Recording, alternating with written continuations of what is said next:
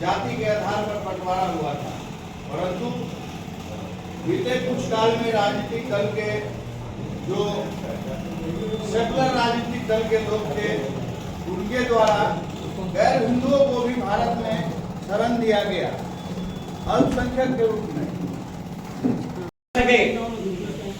देखिए, अब चूंकि मोदी जी की सरकार है तो हम लोग को थोड़ा थोड़ा हिम्मत आता है। हम लोग को कभी पूछते तो विशेष समुदाय के लोग, मुस्लिम समुदाय के लोग इतने शर्म आता है।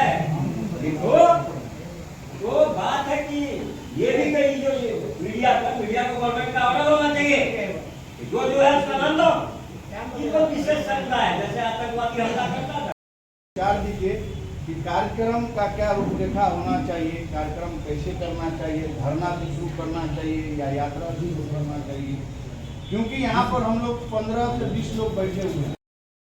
मैं इसके लिए आभार व्यक्त करता हूँ, लेकिन राजू भाई मेरे क्या करते हैं, वीडियो बना के वीडियो नहीं देते हैं, अपने चैनल पर चलाएंगे, दूसरा चैनल पे नहीं चलेगा।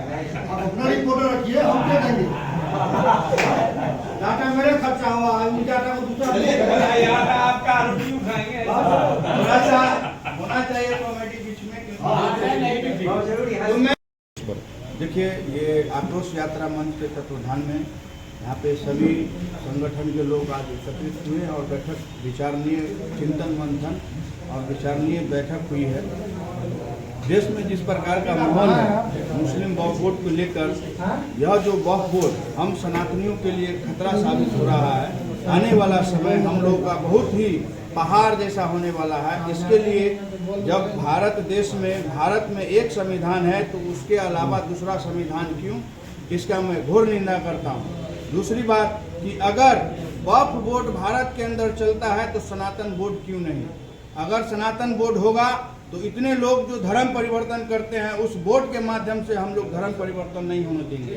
दूसरा कि जो बड़ा जो लैंड जिहाद हो रहा है, बड़ा जो जमीन है उसको जिहाद करने वाला वक्फ बोर्ड के माध्यम से जो कर रहा है, अगर हमारा सनातन बोर्ड होगा तो उसे हम लोग रोक सकते हैं। दूसरा लव जिहाद जो हो रहा है वक्फ बोर्ड के सोची समझी साजिश के तहत, उसे हम लोग अगर हमारा सनातन बोर्ड होगा तो हम लोग उसे रोकने का प्रयास करेंगे। और यह भारत देश में केवल सनातनियों का भारत है, तो इस भारत देश में सनातन बोर्ड क्यों नहीं?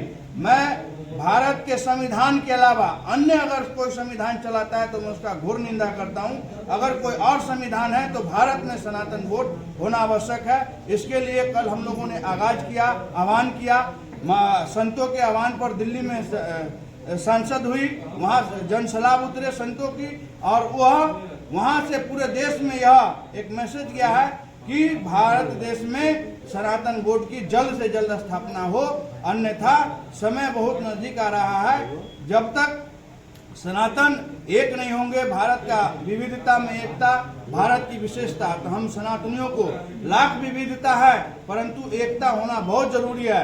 अगर हम लोग अब नहीं जागेंगे तो कभी नहीं जाएंगे, अब नहीं तो कभी नहीं। इसलिए जागो हिंदू जागो और भारत में सनातन बोर्ड का आविष्कार गठन करने में अपना सहयोग प्रदान करो।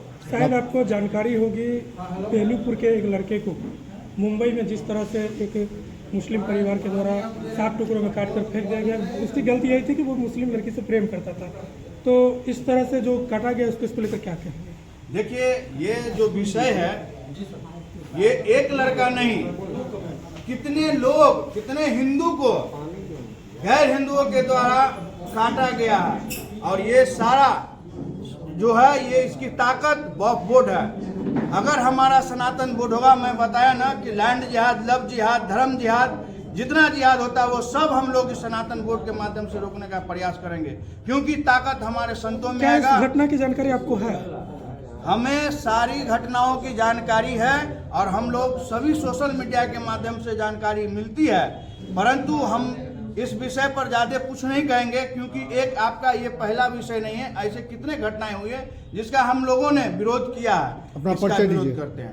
राजीव प्रकाश मधुकर, विश्व हिंदू परिषद सह जिला मंत्री, दरभंगा।